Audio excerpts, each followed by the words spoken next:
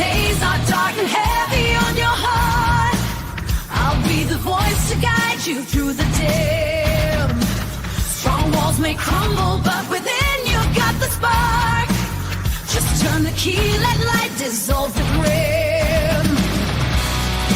Did you think you were alone in your feelings? Strike a match, let your inner strength be seen. Welcome to All Things Serious.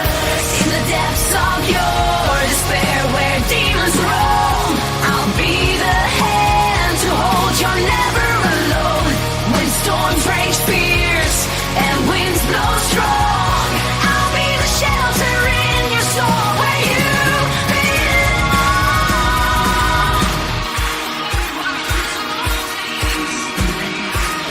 Welcome to All Things Serious.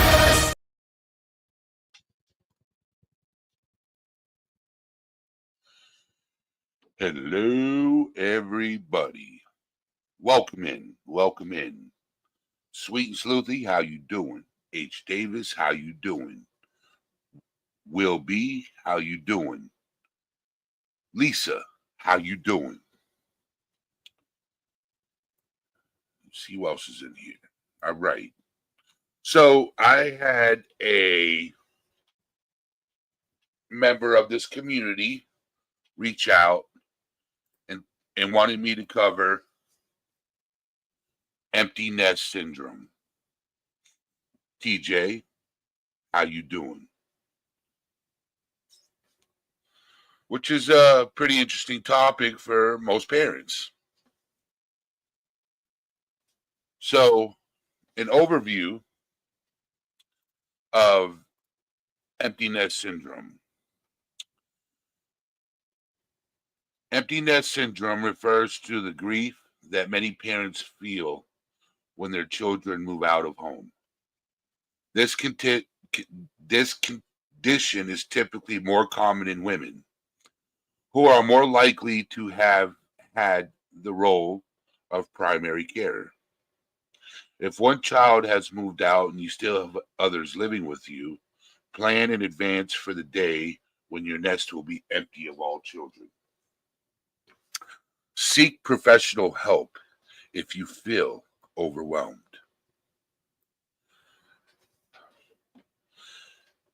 Empty nest syndrome refers to the grief that many parents feel when their children move out of home. This condition is typically, like I said, more common in women,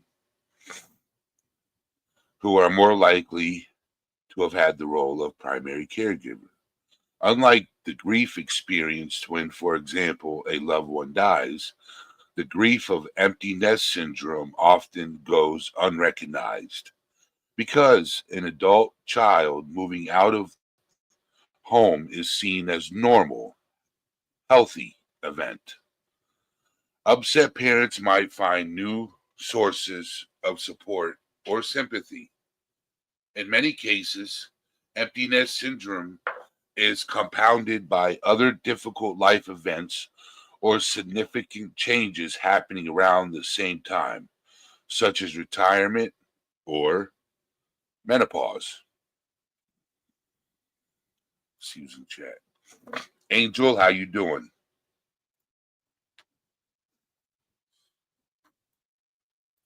Loss of motherhood. Empty nest syndrome can afflict both parents, but mothers seem to be the most susceptible. Many mothers may have dedicated 20 years or more of their lives to bringing up their children and see motherhood as their primary role. This is true even for most working mothers. Once the last child moves out, the mother may feel that her most important job is finished. Similarly, to anyone experiencing redundancy, the mother may feel worthless, disoriented, or unsure of what meaning her future may hold. However, most mothers adapt in time. Psychologists suggest that it may take between 18 months and 2 years to make a successful transition from mom to independent woman. Some parents are more susceptible than others.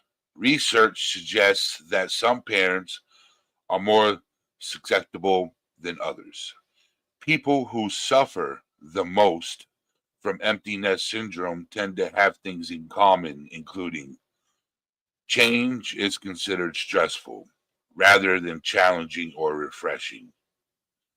They found moving out of home a difficult and emotional experience. Their marriage is unstable or unsatisfactory. Experiences such as weaning their babies from the breast and sending their children off to school were emotional and painful. People who rely on their roles for self identity are more likely to feel bereft than people who have a strong sense of self worth. People who are full time parents are more often affected than people who also have other duties to perform, such as paid employment. Parents who worry that their children aren't ready to take on adult responsibilities tend to experience more grief.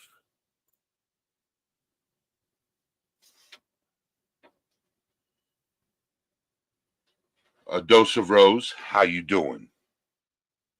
Nana's dragonfly, how you doing? New challenges. The challenges faced by parents experience empty nest syndrome. Establishing a new kind of relationship with their adult children. Becoming a couple again after years of sharing their home with children. Filling the void in daily routine created by absent children. Lack of sympathy or understanding from others who consider children moving out to be normal, healthy event. Other difficulties. The grief of empty nest syndrome may be compounded by other life events happening at the same time, including retirement, redundancy, menopause, death of spouse.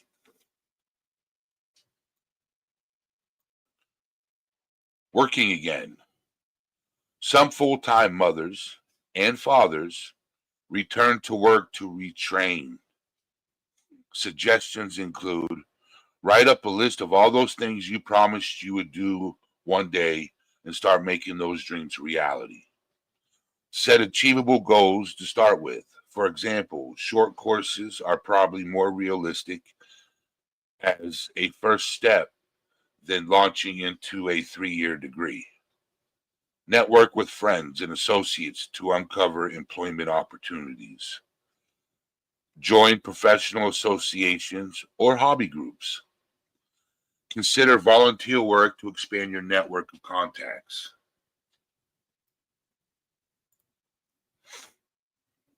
Allegedly speculating, how you doing?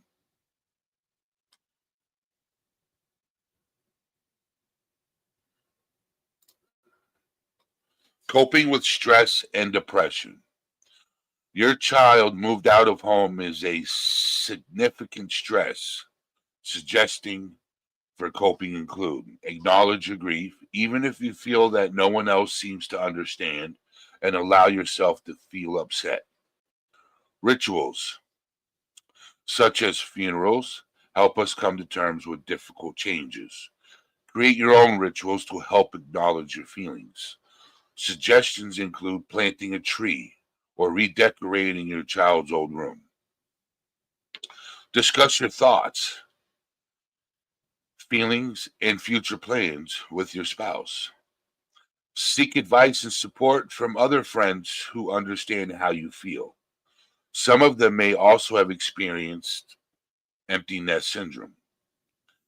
Give yourself time to adapt to the changes. Don't expect too much of yourself, particularly in the first few weeks or months. Pursue, pursue, pursue your hobbies and interests now. that you have more time. Some people find that keeping a journal is helpful, while others find peace through prayer. Do whatever feels right for you.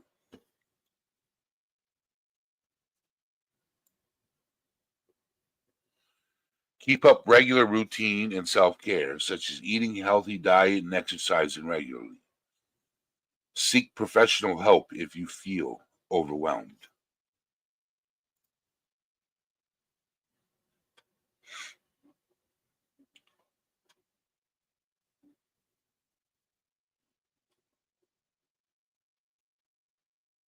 Yes, Rosaline, don't stop living. Embla, how you doing?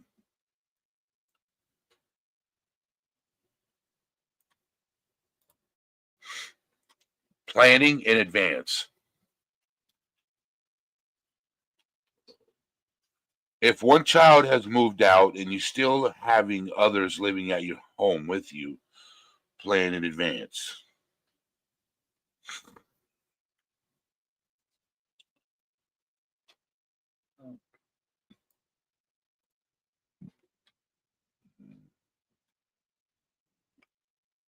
Empty nest syndrome is a common feeling of sadness and grief that parents experience when their children move out. It can also include feelings of anxiety, loss of purpose, and rejection. Symptoms: sadness, loneliness, grief over the loss of a lifestyle, feeling of rejection, anxiety, stress, worry about the child's welfare, questioning whether you prepared your child enough. Stages: anticipation. Parents may feel anxious or excited about the changes. Grief.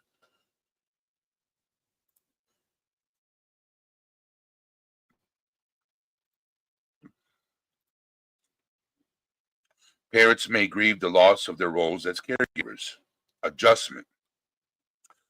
Parents find new routines and interests. Coping. Find a support group, take up a new hobby, plan fun events with your child, avoid leaning on your child for support.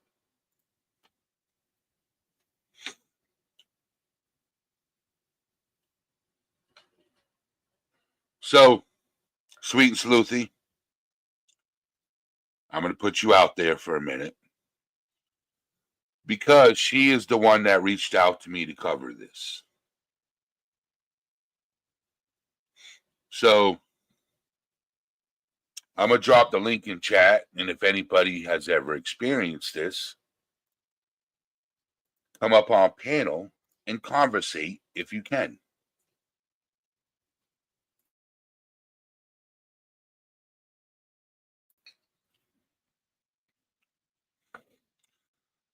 Because I just opened the basis of the topic. I've never experienced it, so I can't comment on it. But maybe women in here that have in the past or haven't or can come up and talk about it.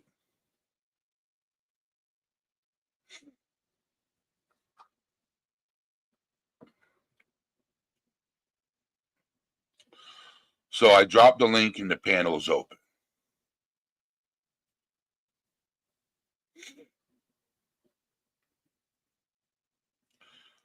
There's certain topics that I will talk about on this channel that I have no clue. I just go and get links and research and read about it. So I went to Better Health and I found a really good link that talks about empty nest. And here's the link.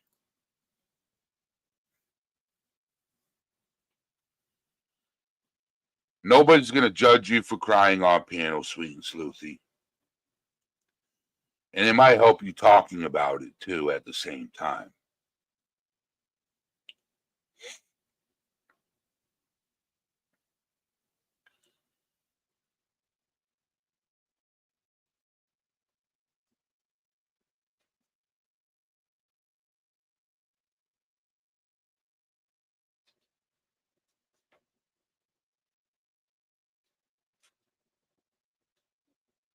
One thing I would suggest, Sweet and Sleuthy, is be proud.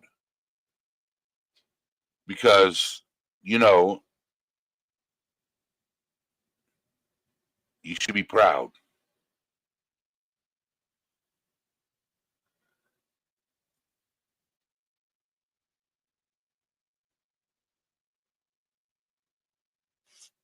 Anybody else here experienced empty nest syndrome? If you have, put a 1 in chat.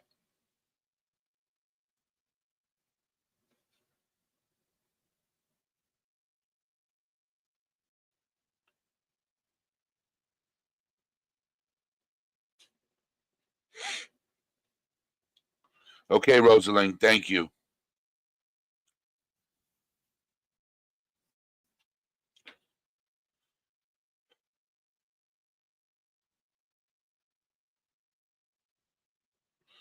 So, BB, if you've experienced it,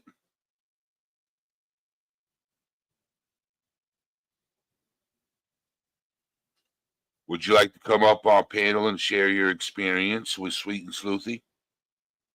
Just asking.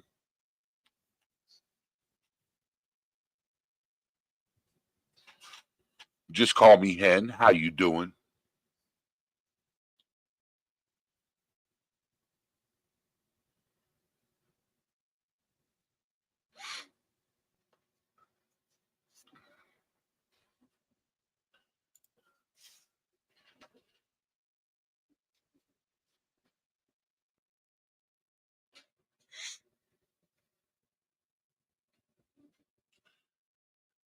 Okay, BB.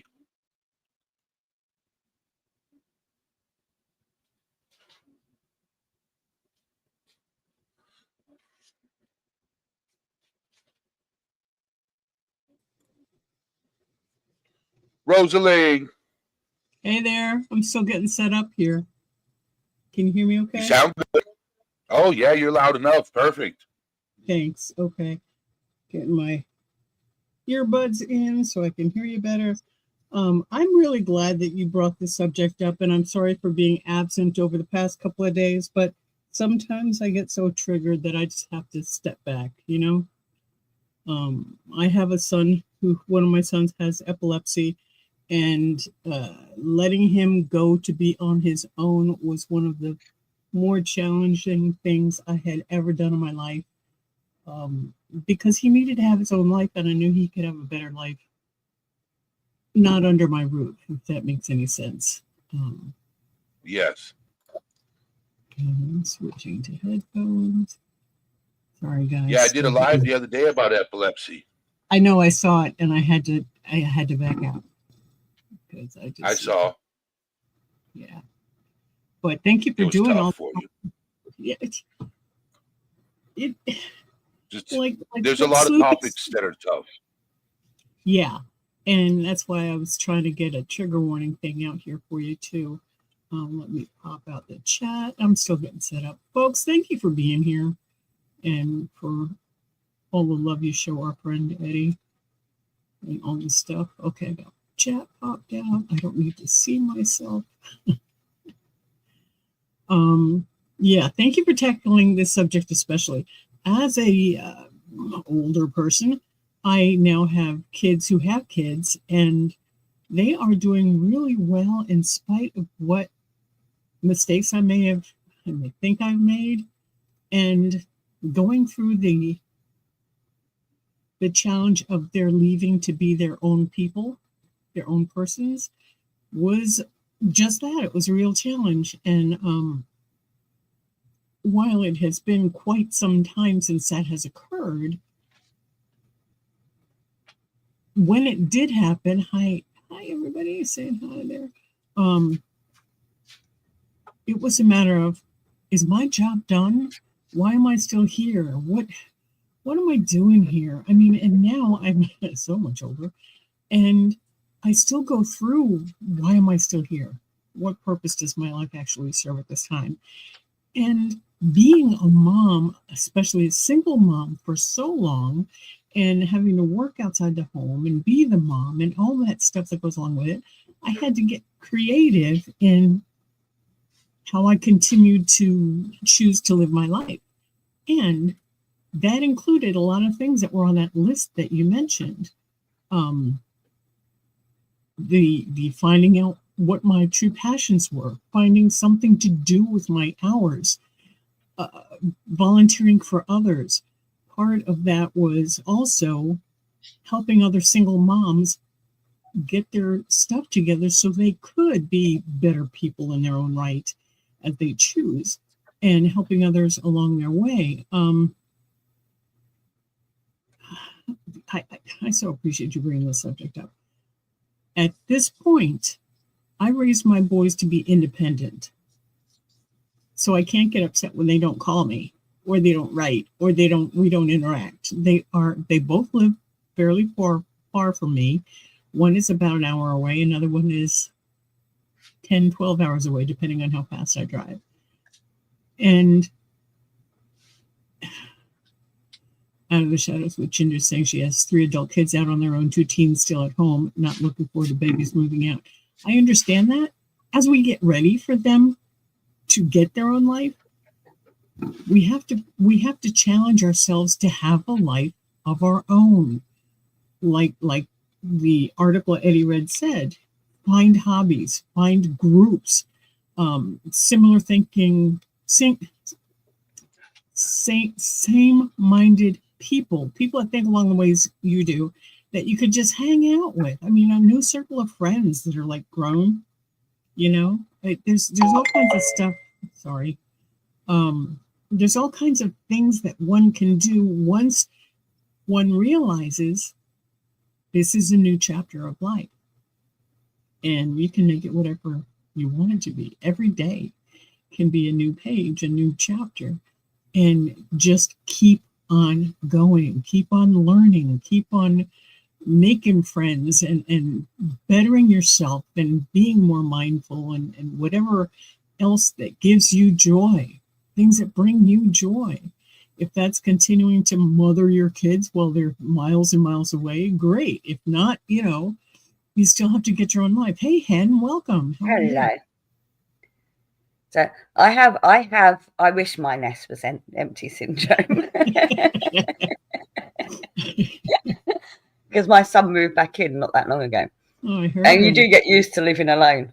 When my youngest son left home a couple of years ago, I was going through a mental health breakdown at the time, and my biggest concern was, how can I afford to live without him living here, because he was contributing to the finances of the house. Yeah, that's a big change too.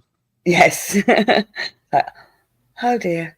And I know that probably sounded a bit selfish, but it wasn't, because I was happy that he was going out on his own. I was happy for him, What is that, please? Is that from you, Rosalind? Yeah, I've got all kinds of things going on. I've got friends that are expecting me to be in a certain place at a certain time, and that conversation is still going on. I forget to mute other things like that. Rosalind's important. See, she's a celebrity now. Yeah, she is. Who would have known? Who would have known? But the thing is, I mean, when your kids leave home at an older age, they're not leaving at 19 or 20, and when they are not dependent on you, because your son was dependent on you, Rosalind, so it was a different situation. Right. You start living separate lives anyway in the same home, if that makes sense.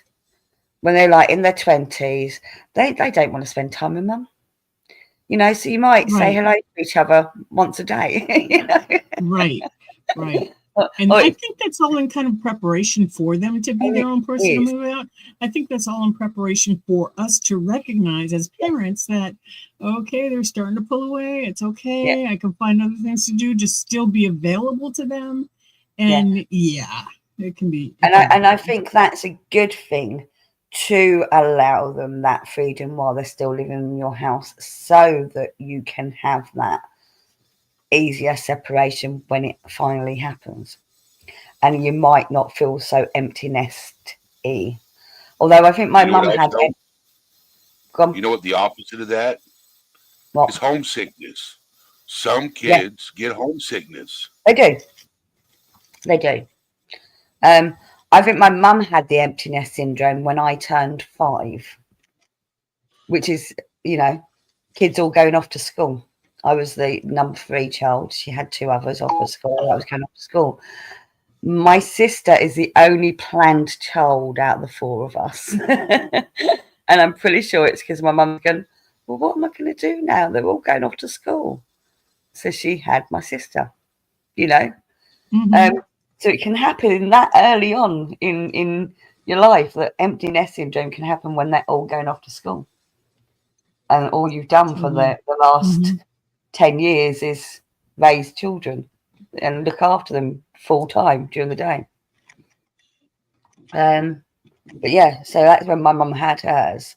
I do know friends that have empty nest syndrome, and where it's like, they've all left me, and I was more upset when he took the rabbits. Is that madness? Just got to 'Cause he shout left. out to some people in chat real quick. Yeah. Fruit Loops, how you doing? Jen, how you doing? Jody Ann, how you doing? All right, continue. That's all right.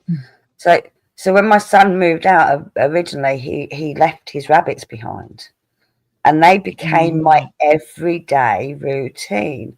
I'd walk into the kitchen, which is where they were, and they'd run up to the cage, and I'd go, "Hello, ladies, what are you up to today?" You know, every time I went into the kitchen, I'd have a conversation with them. And when they left, I cried because I'm like, they're the only thing keeping me insane. They're my only company. You're taking them away. But yeah, I don't know. I think that's when it wasn't even an empty nest then, because the eldest one had moved it back in by then, but it still felt like I was grieving something. Because your children will always, or not necessarily, your children should always keep contact with you. Most of the time, one way or another, right? Yeah, one way or another. Yeah. Most of the time they do. It might not be as regular as you'd like it to be. Right. But that was a hard adjustment for me. Yeah. They've never fully gone. If you've had a good relationship with your kids, they're never fully gone. Right. You know, whereas the rabbits moving out, unless I go round to my son's house, I'm never seeing them again. You know? Exactly. And that's how it is for me too, because my older son has the epilepsy. He will never learn to drive, and he will always be taken care of. And my younger one is 12 hours away, so there's no way I'm going to just pop over, and nor do I expect them to just pop over. It's just one of those things, you know. But you can call them, you can talk to them on the phone, and you can FaceTime. Do what we're doing now. You know, you can do all these things. Yeah. So and that's what I think people need to remember, that even when your nest is empty, right, it's not Sweet Sleuthy, you have nothing to be nervous about. Seriously, it's just you have us. Nothing to be nervous about. Oh, to be fair, you're right. She has nothing to be nervous about, but it doesn't stop you from being nervous. No, I agree. It doesn't stop you.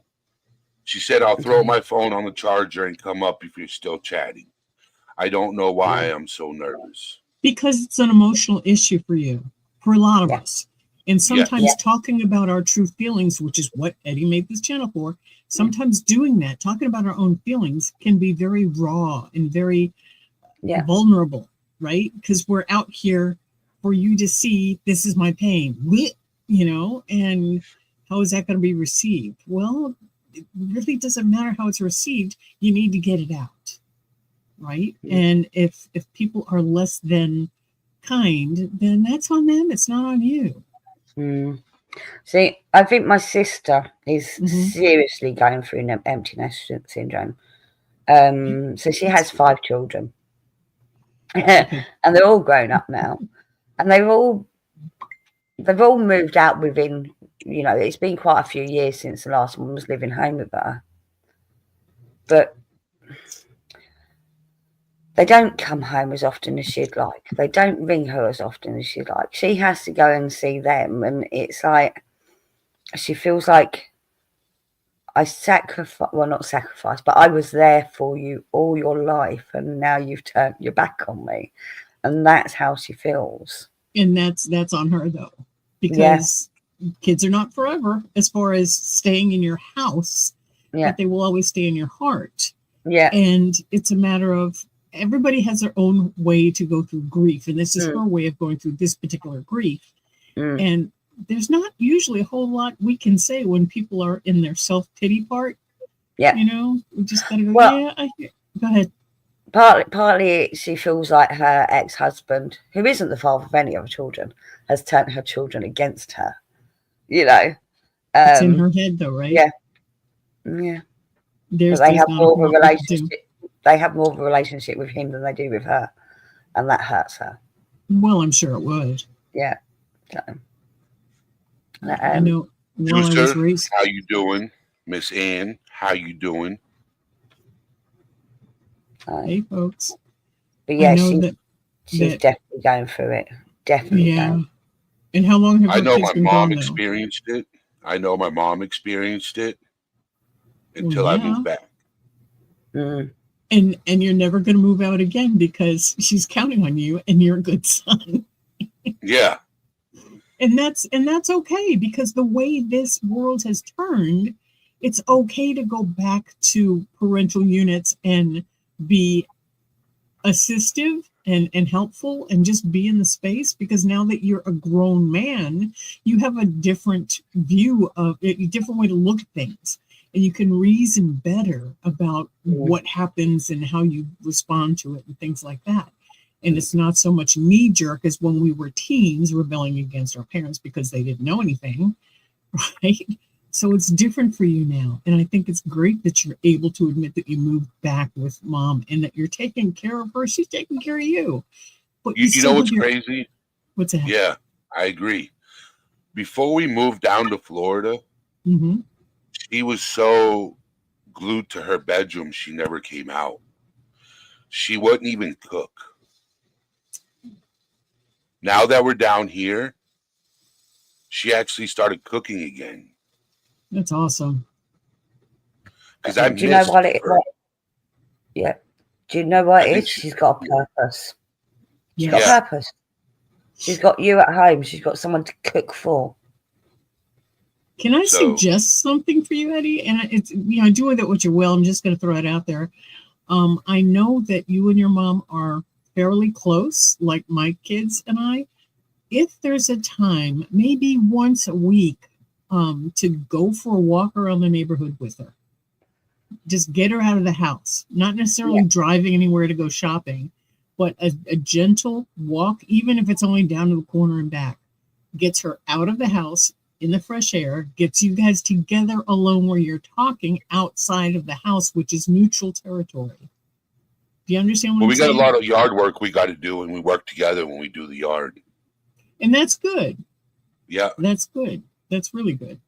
But I'm only saying this because I would appreciate if my kids were close. Let's just walk to the corner and back. Get me out of the house, get my muscles moving, because otherwise I'll sit here 8 hours and crochet all day. Yeah. Well, that's Fanta's boy comes over once a week and takes her for a walk because she can't go out of the house on her own because she can't see. Right. And it's nice. It means she gets out in the fresh air, even if it's freezing. It's out in the fresh air. Gets a bit of exercise because she was for nearly a year not leaving her room because she couldn't. And it is good. It is good just getting out, going somewhere different, looking at something different.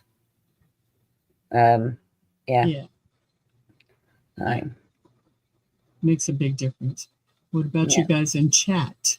Have you found ways to deal with it that we haven't already talked about? Well, out of the shadows with Ginger, she said she's still got 2 kids living with her, I believe.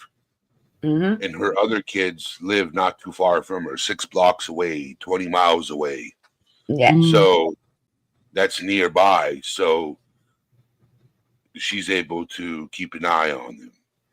Well, see, my children have never moved far away, but Mm, even living just down the road doesn't mean you see them as often as you want to. right? Yeah. You know, my eldest, like I said, he's moved back in. Hopefully not much longer. Interesting. Put that energy out there. Hopefully for not much longer. Hopefully for not much longer. But my youngest, he only lives probably about half an hour walk from my house. I don't get to see him because he's busy with life, and that's the thing. We get busy with life, or the kids get busy with life. And that was hard for me when they started having their own lives and getting really Yeah. busy with life. It's like, but I'm still over here and a phone Yeah. call away. But you know what? My parents trained me for that too. Yeah. I was raised with both my parents in the house, but they were both out doing their own things. So as Yeah. oldest daughter, I became the surrogate mom kind of thing. Yeah. And so when my younger siblings started having their own lives, that's when I first experienced an empty nester because I had been the mom for so long, right? Yeah. So I kind of saw it coming with my kids and tried to prepare myself better. So it was a matter of finding hobbies, finding volunteer places to be, maybe a part-time job, just something where I was focusing outward and not inward. Yes. If I could get out of my own head, it was wonderful. And that's go ahead. I already had my YouTube channel. You know, I already had that when my son left home. So I already had people to talk to, you know, a set schedule. Is this happening then, you know? So I wasn't, and I stuck to that. I mean, it went a bit hicky-uppy a few months back, but I stuck to that. And I think if you have a routine or you have a schedule, you have a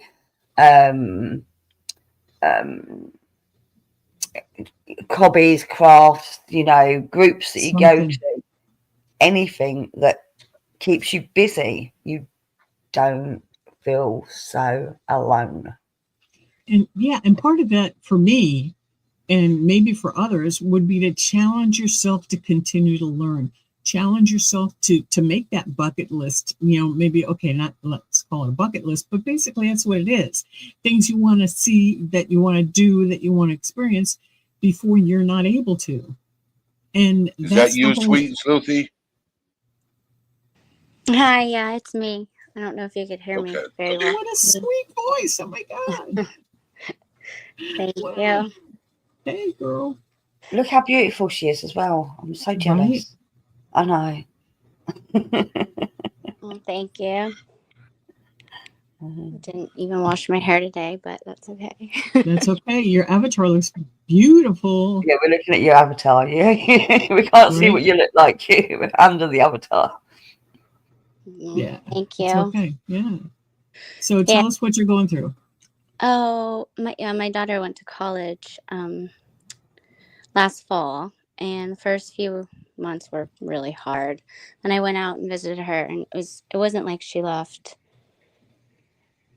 nearby or even on the same coast. She went across the country, and we're very, very close. So, and I've been with her whole life. Her dad passed away a few years ago, but I was always a single mom. And then she got into her dream school, and that's awesome.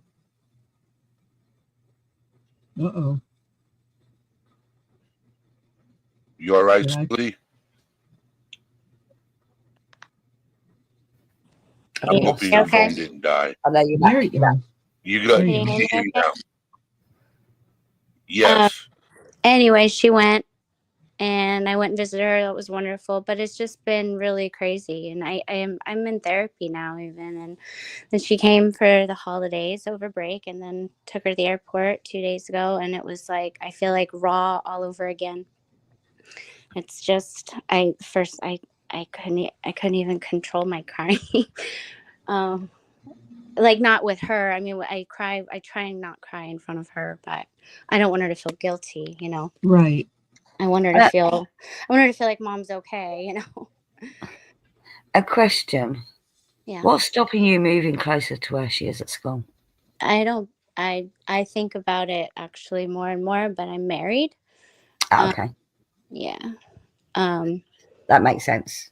Yeah. There is something stopping you. Yeah. I mean, I totally would actually. um, I would. But Can you rationalize it though? Can you know? Can you in your heart of hearts know that she is becoming the adult you always dreamed she'd be? yes, yes, I know it doesn't make it easy, yes, but I sometimes can. it makes it easier to know Yeah. that you've done a great job. Yes.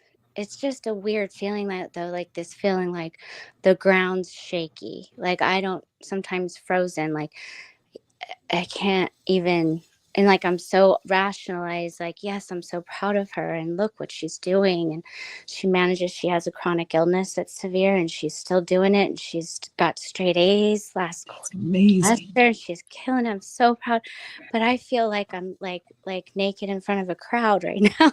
It's weird. Like I can't, I think because my main identity has been a mom Mm-hmm.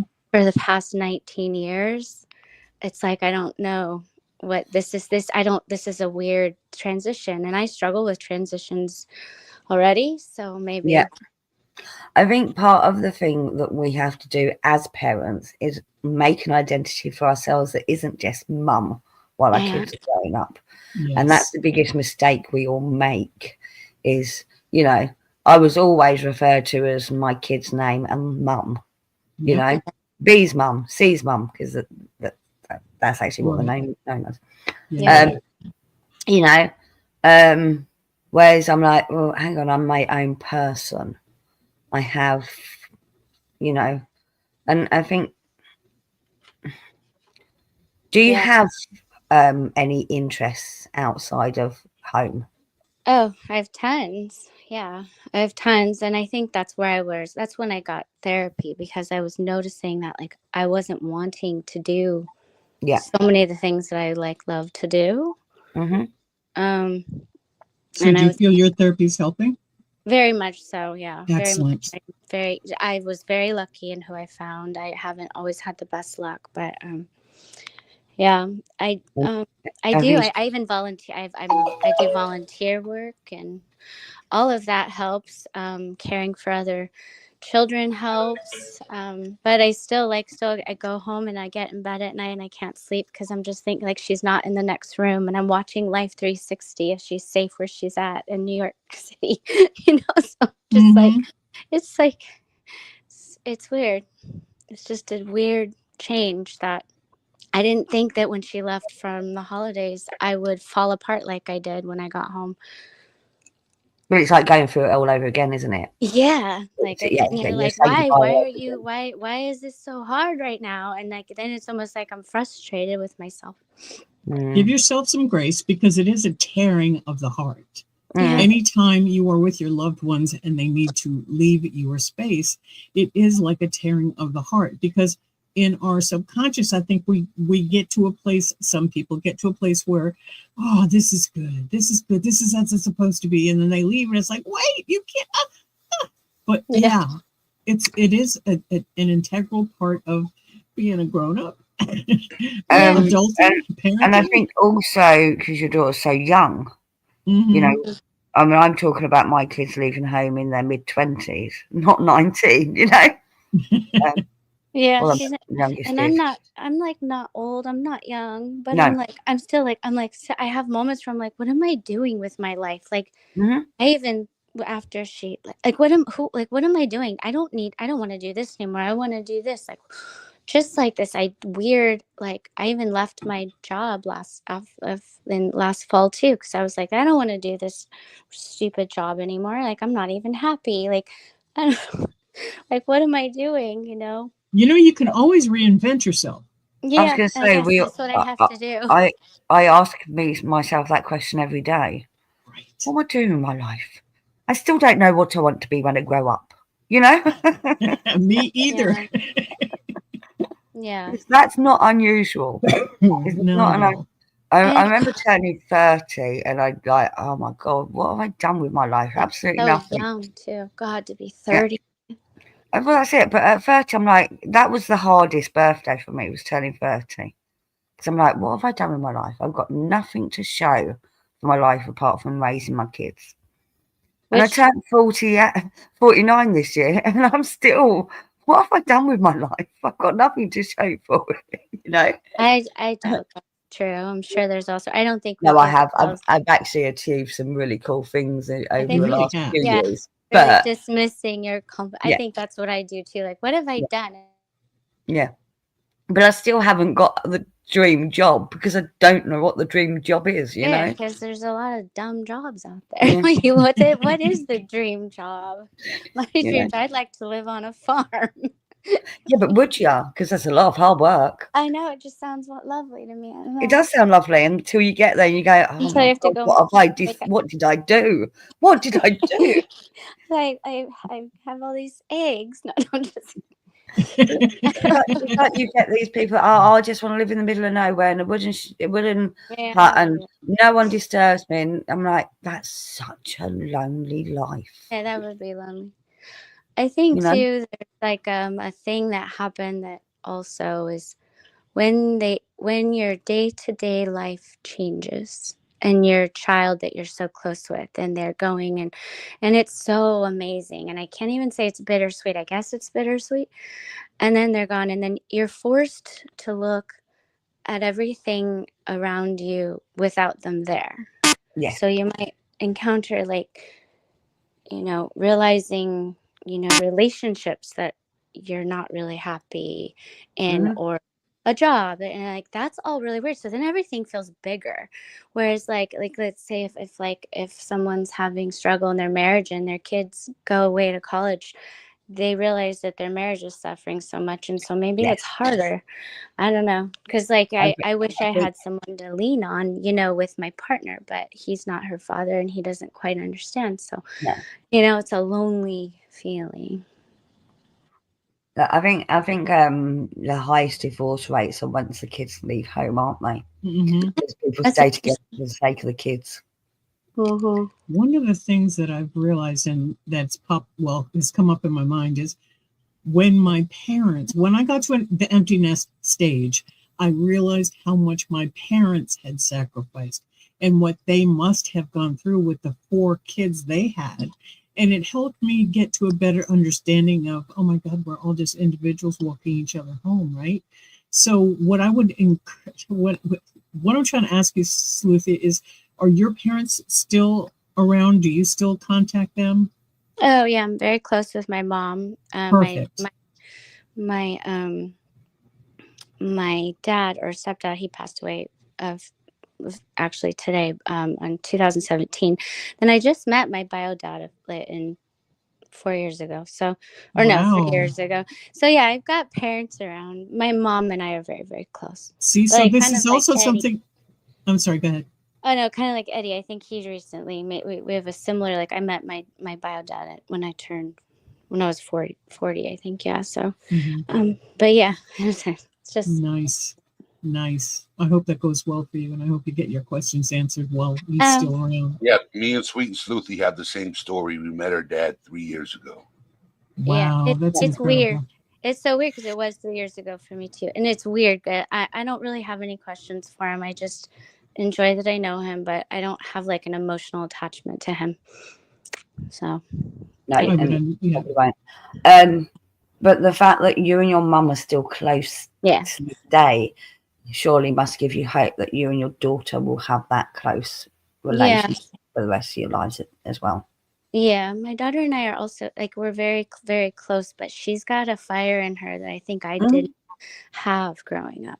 Like, and she feels so safe. She even said it to me, like, Mom, I'm able to do the things I can do, and I feel strong enough to do them because of you. When I was her age, I didn't feel that. I didn't feel like I wanted to go out into the big world. I really wanted to stay close to home. And so it's like a part of me is like proud, like I'm happy that, wow, I'm glad she feels that safety and security to do that. But now here I am. I feel like I'm a little girl again that's scared. What am I doing? 'Cause being a mom has been the best thing I've ever done. It's just, it's a weird thing. And and we'll be close. I personally just I don't think I could live far away from her, like in the future.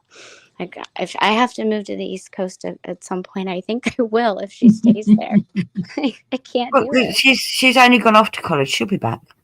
Yeah, I don't Yes. know. Yeah, we'll see. We don't know. I don't know that we never know what's going to happen in the next 3-4 years. But she loves New York. Yeah. But then she Yeah, might get sick of it. And You know. yeah, yeah. She might love it now. Yeah. Okay. My whole family's from New York. She might love it now. But when she graduates and realizes how expensive it is to live there, and that there are options. and there are other Sadly, options, here's what's funny though. Where we live in California, I think it's like about the same, if not more expensive. So it's not a big change, you know. Mhm.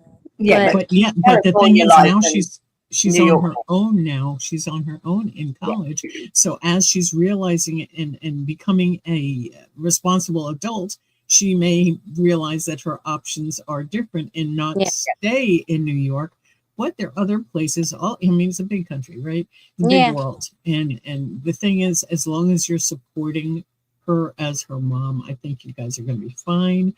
And I would encourage you as an individual to start seeking out things that bring you joy.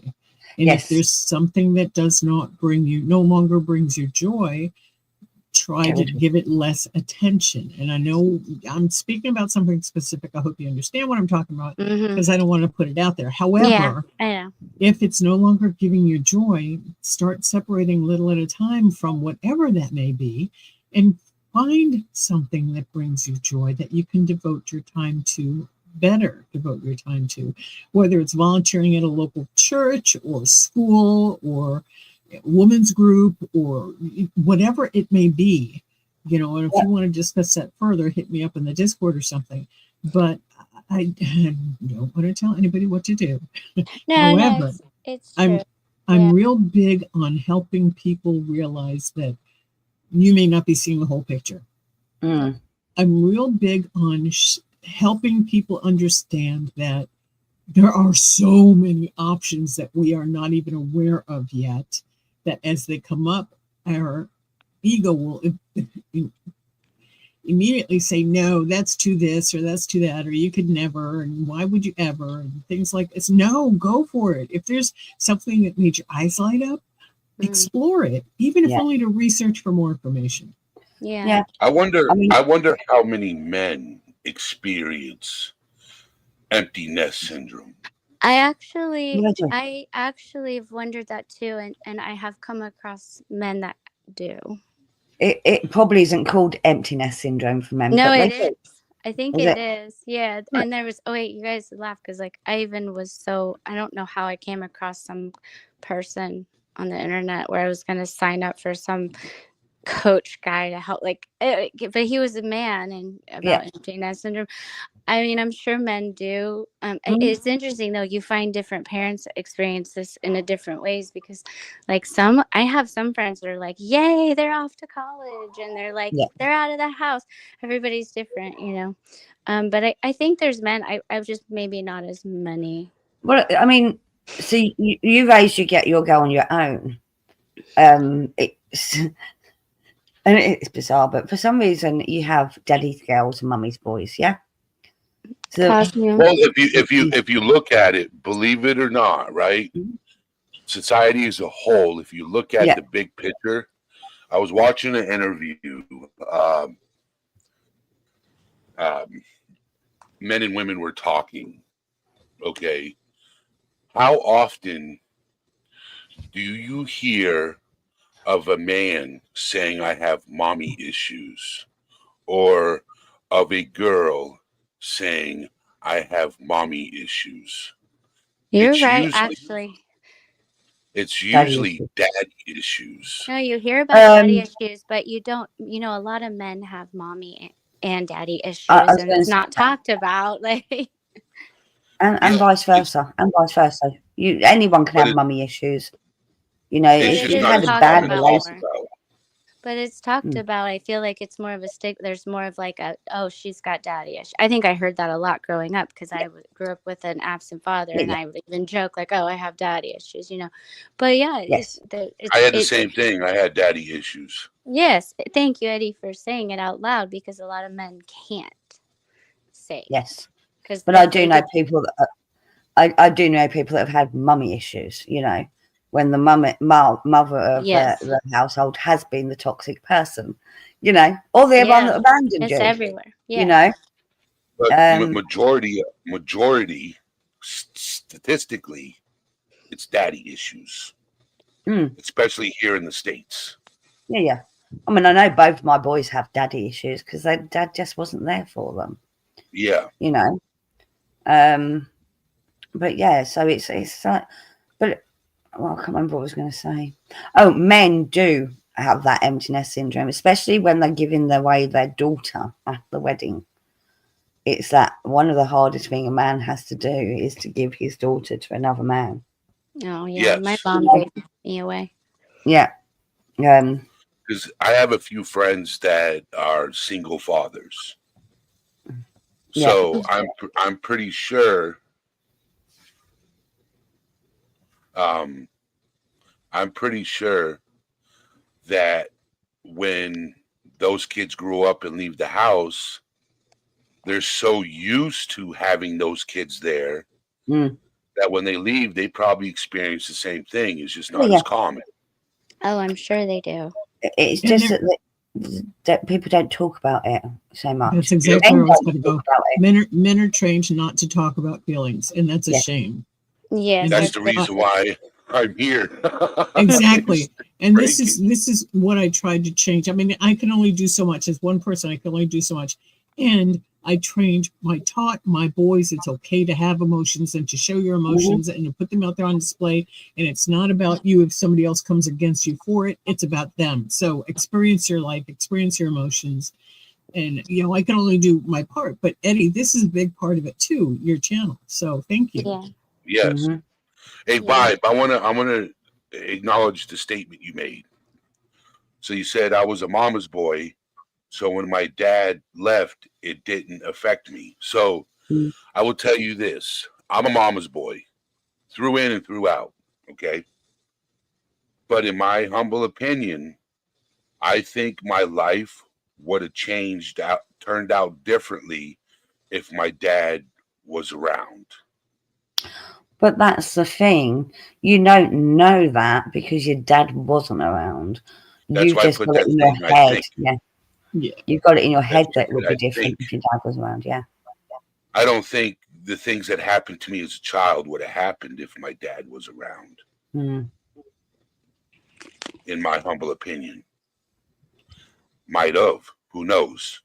Yeah, sometimes destiny is destiny, and it's unfortunate that some bad things will still occur with us, even when we think that our saviors should have done differently, or had they been there, this would have been different. Yeah, it's going to be what it is anyway.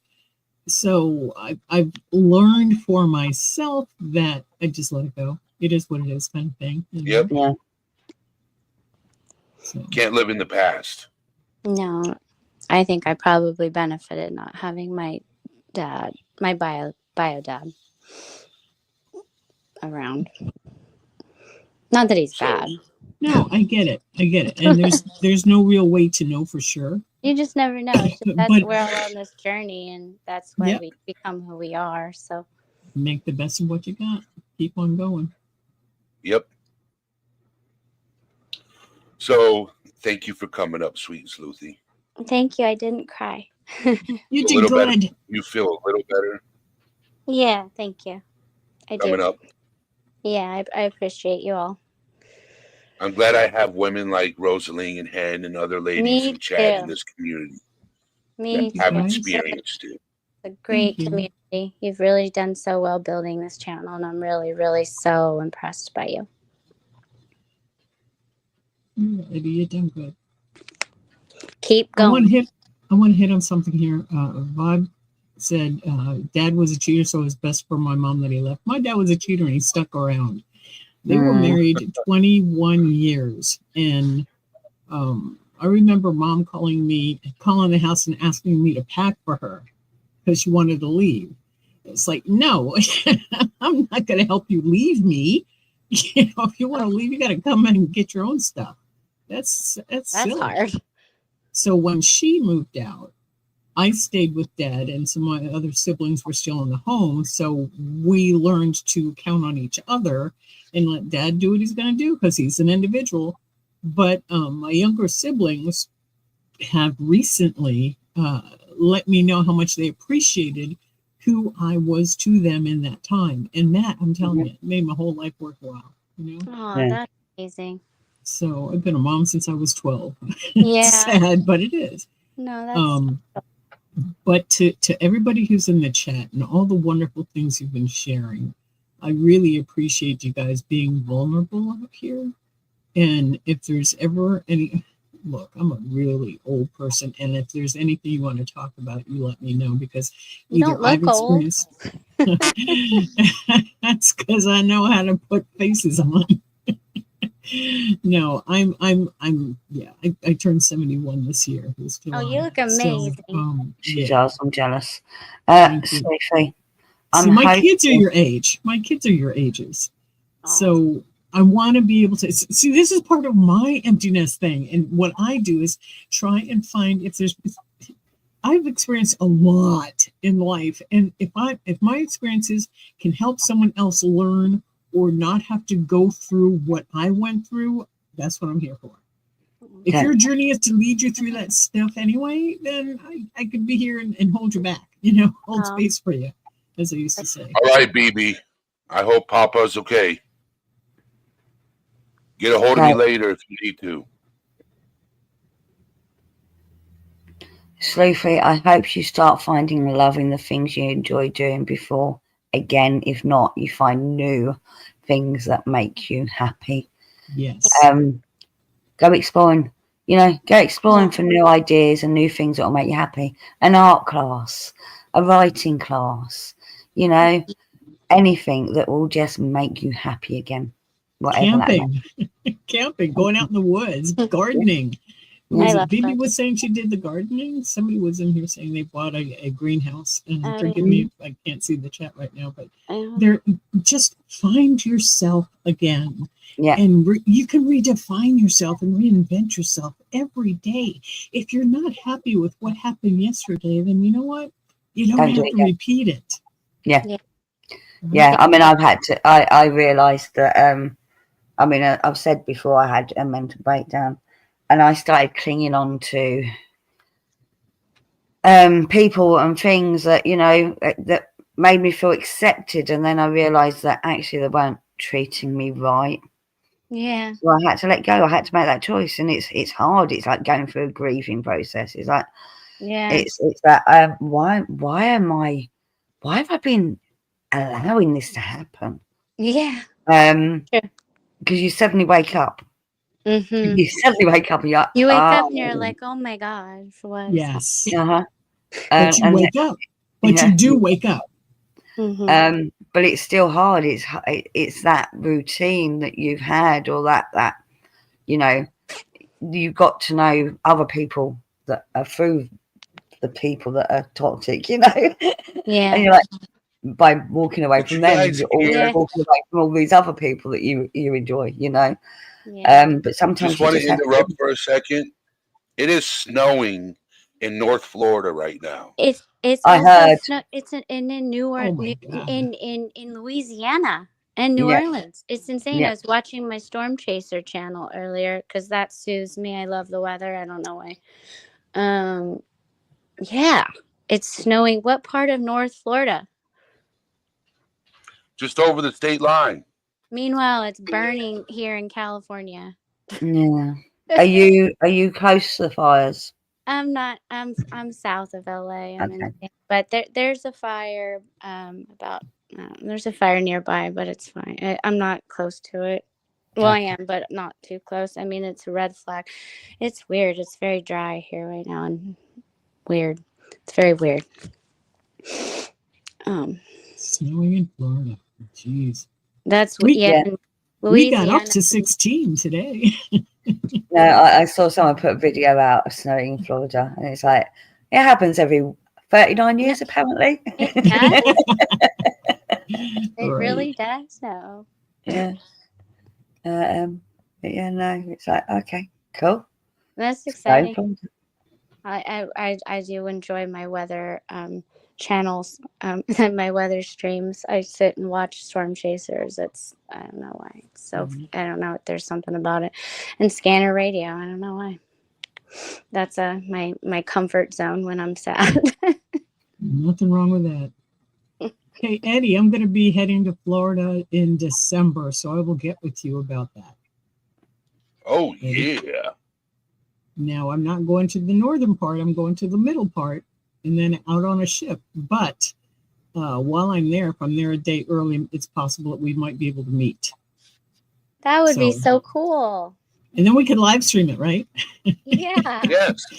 Y'all can see how short this troll is and how big that Viking is. You're taller than me, aren't you, Rosalie? I am your height. I think I am your height. 5 foot. Oh, I'm 5'3". So she's taller than me. Yeah, just a hair. Just a hair. But I wanted to throw that out there, Eddie. So I know you're Okay. trying to end it. So I'll just shut up. No, it's fine. It's fine. It's fine. Yeah. Okay. It's a good. It's a good. Yeah, I'm gonna go and I have to ship my daughter's and she has she left her medication that's an injection she has to do every 2 weeks here, and I have to ship it overnight, which is really important. Wow, yeah, that is Hey, important. Sleuthy, I want to suggest something. And again, it's just a suggestion. I know you guys talk, your daughter and you talk a lot. Let me suggest you set up a regular time and maybe you have tea or coffee while you FaceTime. Because that's a great idea. Yeah, because that's what I do with a few of my friends that live far away and I'm not able to actually get there and see. I have a special teacup that I use. I have a special little teapot that I use, and my friend has theirs, and we just sit and we have tea and we share. That's so it's great. Yeah, I love that.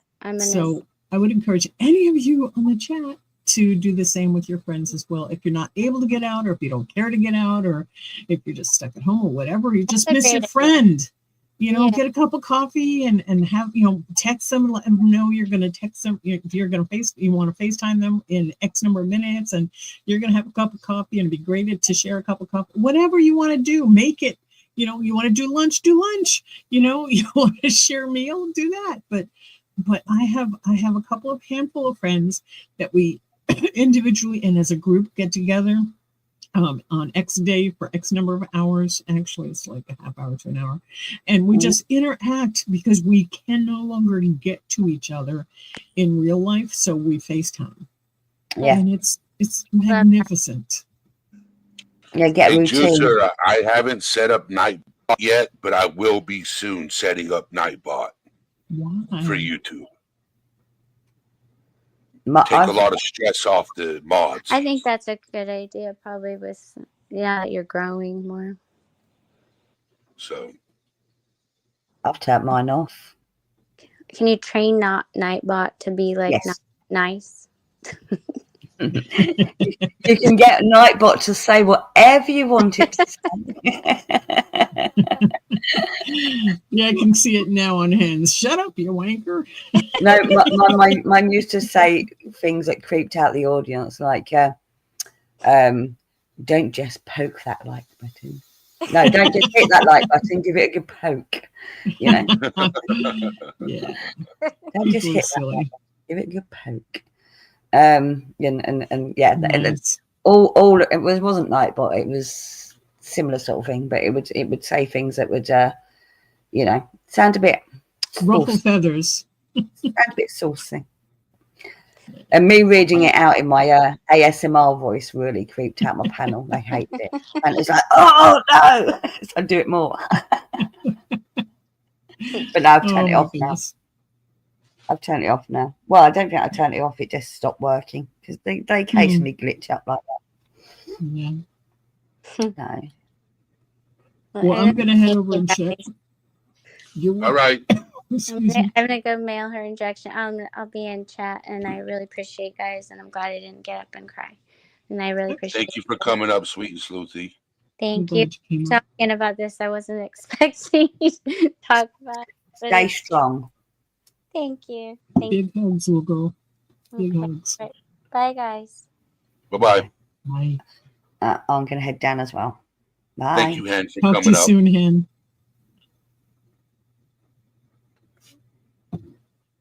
So this was a good live, Eddie. You done good. And I was able to stay through the whole. I wasn't too triggered. Yeah. There's a lot of topics that are not hot topics, you know what I'm saying? But they need to be talked about. So I'm glad I was able to do this live. You know, Sweet and Sleuthy reached out and it was important to her. Nice. You know, and nice. It needed to be done. Epilepsy is a big button for me too, because that's what my older son has lived with all his life. And having to go through it with this as a single mom with another child, you know, you can't always take the other child with you to the hospital every time you go to the hospital. And he spent more time in the hospitals than out of the hospitals when he was going through that as a youngin. So it was hard for me to listen to some of the things that earlier in the stream, but I'm glad I did. And I'm glad you touched on it because other people need to know too.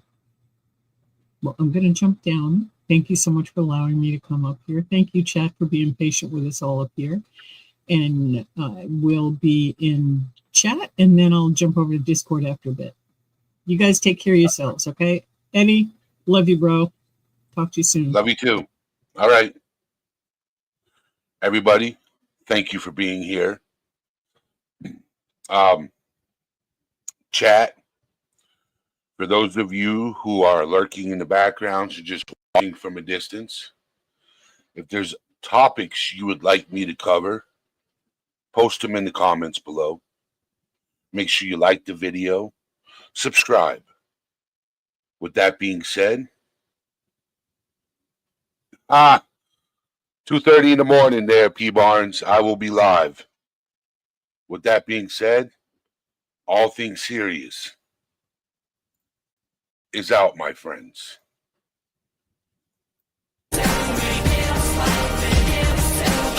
Let's talk about the mind for a minute. The kind of battles fought, you don't just win it. It's a war zone inside, no camouflage. Every thought's a grenade, sitting ready to barrage. Growing up, they said man up, but never speak up. So I bottled it all, like a shaking soda cup. Pressure building inside, I could feel it crack. But the world outside only sees the mask, not the fact. Depression knocking at the door, anxiety's my guest. They invited themselves in, now I'm under duress. But mental health ain't a weakness, it's the strength to own. Every scar, every tear, every struggle we've honed.